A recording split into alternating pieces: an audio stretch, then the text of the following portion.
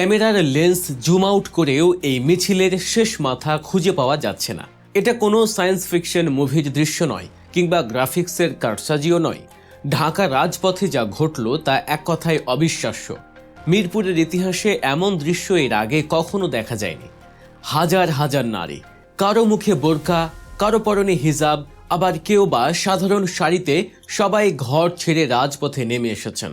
কিন্তু কেন, কি এমন ঘটল যে ঢাকা রাজনীতিতে নারীদের এই অভাবনীয় জাগরণ? দর্শক, ঢাকা 15 আসন অর্থাৎ জামায়াতে ইসলামীর আমির ডাক্তার শফিকুর রহমানের আসনে আজ যা ঘটল তা বাংলাদেশের নির্বাচনী সমীকরণকে পুরোপুরি উল্টে দিয়েছে। স্থানীয়রা বলছেন, মিরপুরের মাটিতে নারীদের এত বড় শোডাউন অতীতে কোনো রাজনৈতিক দলই করতে পারেনি। সংখ্যাটা কত? 10,000, 15,000 নাকি তারও বেশি? গুণে শেষ করা কঠিন। তবে এদের চোখে মুখে একটাই বার্তা, পরিবর্তন। আমরা শুরুটা ক্যাপচার করতে পেরেছি, কিন্তু মিছিলের শেষটা ক্যাপচার করা অসম্ভব হয়ে দাঁড়িয়েছিল। এই নারীরা কেউ ভাড়া করা লোক নন, কেউ বিরিয়ানির প্যাকেট বা 500 টাকার লোভে আসেননি। এরা এসেছেন নিজেদের নিরাপত্তা, সম্মান আর অধিকারের দাবিতে। রাজনীতিতে এতদিন যাদের সাইলেন্ট ভোটার ভাবা হতো, তারাই আজ ফ্রন্ট লাইনের যোদ্ধা। রাজনীতি মানেই হলো পারসেপশন বা দৃশ্যমানতা, আর সেই দৃশ্যমানতার লড়াইয়ে আজ কে জিতলো আর কে হারলো তা একদম দিনের আলোর মতো পরিষ্কার। তার আগে ঠিক এই একই আসনে বিএনপির প্রার্থী শফিকুল ইসলাম মিল্টন নারী পুরুষ মিলিয়ে একটি মিছিল করেছিলেন। আমরা সেই ফুটেজও দেখেছি। কিন্তু আজকে জামায়াতের শুধু নারীদের মিছিলটির সাথে যদি সেটা তুলনা করেন, তবে মিল্টন সাহেবের মিছিলটি আজকের এই জনসমুদ্রের 10 ভাগের 1 ভাগও ছিল না। ভাবা যায় যে মিরপুরকে একসময় বিএনপির দুর্গ বলা হতো, আজ সেখানে ধানের শীষের এমন করুণ দশা কেন? জনগণ এখন তুলনা করছে একপাশে ডাক্তার শফিকুর রহমানের মতো জাতীয় নেতা, যাকে নারীরা নিজেদের অভিভাবক মনে করছেন, আর অন্য পাশে স্থানীয় বিএনপি নেতা। নারীরা দেখছে কার মিছিলে শৃঙ্খলা আছে আর কার মিছিলে বিশৃঙ্খলা। বিএনপির মিছিলে লোক আনার জন্য টাকা খরচ করতে হয়, আর জামায়াতের মিছিলে নারীরা নিজের ভাড়ায় নিজের ইচ্ছায় আসছেন। এই যে স্বতঃস্ফূর্ততা, এটাই ভোটের বাক্সে আসল ব্যবধান গড়ে দেবে। তবে এই মিছিল আরও একটা বড় মিথ বা ভুল ধারণা ভেঙে চুরমার করে দিয়েছে। এতদিন বলা হতো জামায়াত মানেই শুধু বোরকা পরা নারীদের দল, কিন্তু আজকের ফুটেজগুলো একটু খেয়াল করে দেখুন। বোরকা আর নিকাবের পাশাপাশি প্রচুর সংখ্যক নন হিজাবি নারীরাও আছেন।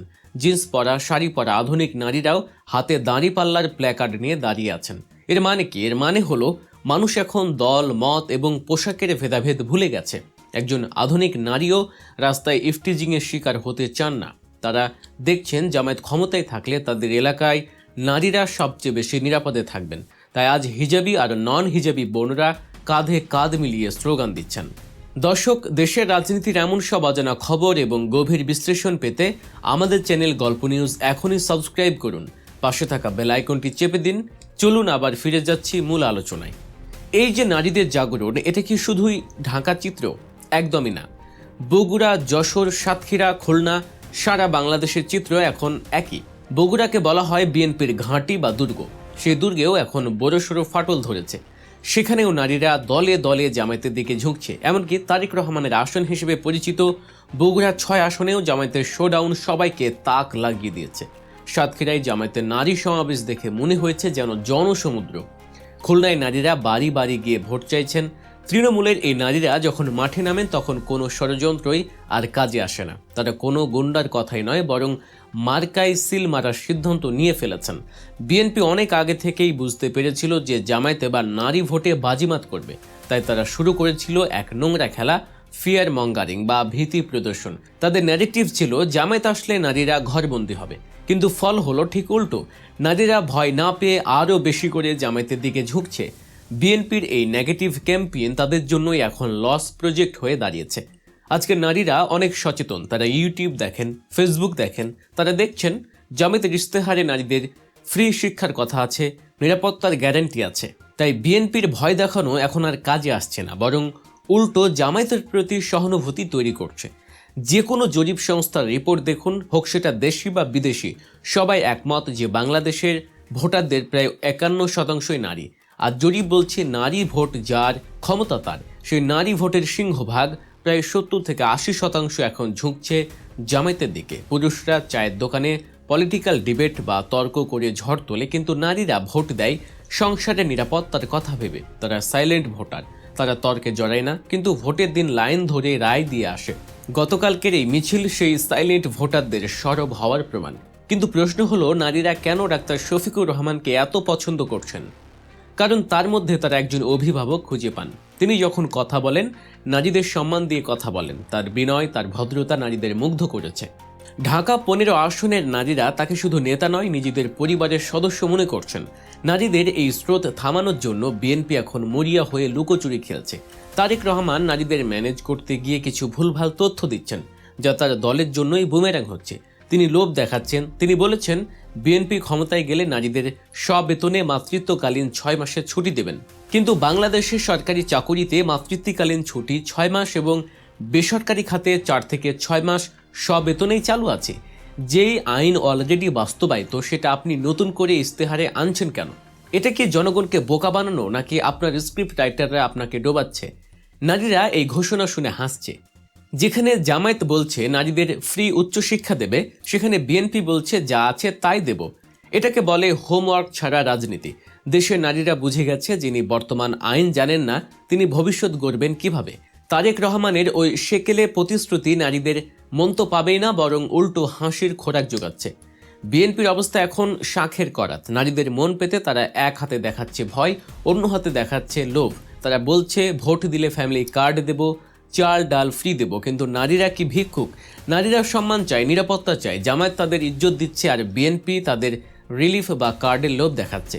নারীরা ওই কার্ডের লোভ ভুলছে না, কারণ তারা জানে কার্ড মানেই দুর্নীতি, কার্ড মানেই দলীয় নেতাদের পকেট ভারী করা। নারীরা দেখছে জামায়াত তাদের স্বাবলম্বী করতে চায়, শিক্ষা ও কর্মসংস্থান দিতে চায়, আর বিএনপি তাদের কার্ডের উপর নির্ভরশীল করে রাখতে চায়। তাই এই ফ্যামিলি কার্ডের টোপে নারীরা সায় দিচ্ছে না। বিএনপি যখন দেখছে তাদের নিজস্ব ভোট ব্যাংক হাতছাড়া হয়ে যাচ্ছে, তখন তারা মরিয়া হয়ে উঠেছে। তারা এখন হাত বাড়িয়েছে তাদের চিরশত্রু আওয়ামী লীগের দিকে। রয়টার্সকে দেয়া সাক্ষাৎকারে তারেক রহমান কি বলেছে জানেন? তিনি বলেছেন, জনগণ চাইলে শেখ হাসিনার পরিবার রাজনীতি করতে পারবে। এটা কিসের ইঙ্গিত? এটা আওয়ামী লীগের ভোটারদের প্রতি গ্রিন সিগন্যাল। মানে তোমরা আমাকে ভোট দাও, আমি তোমাদের নেত্রীর পরিবারকে সেফ এক্সিট দেব বা রাজনীতিতে পুনর্বাসিত করব। এটা বিএনপি রাজনৈতিক দেউলিয়াত্ব। যে ফ্যাসিবাদের বিরুদ্ধে জুলাই বিপ্লব হলো, হাজারো ছাত্র জনতা রক্ত দিল, সেই ফ্যাসিবাদের পরিবারকে রাজনীতিতে ওয়েলকাম জানানো। শুধুমাত্র জামায়াতকে ঠেকানোর জন্য বিএনপি এখন লীগের ভোট টানার চেষ্টা চালাচ্ছে। কিন্তু এতেও লাভ হচ্ছে না, কারণ আওয়ামী লীগের ভোটাররা বিএনপিকে বিশ্বাস করে না, আর বিএনপির নিজস্ব কর্মীরা এই কথাই চরম হতাশ হয়েছে।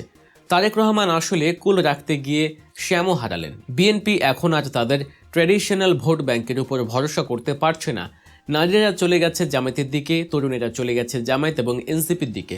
ধার্মিকরা তো আগে থেকেই জামায়াত, বাকি রইল কারা? তাই তারা এখন লীগ কার্ড খেলছে। কিন্তু ইতিহাস বলে, যারা অন্যের ভোটের উপর ভরসা করে তাদের পতন নিশ্চিত। নিজস্ব শক্তি হারিয়ে বিএনপি এখন একবার আর্মিকে উস্কাচ্ছে, একবার কার্ডের লোভ দেখাচ্ছে, আবার লীগের কাছে ধর্ণা দিচ্ছে।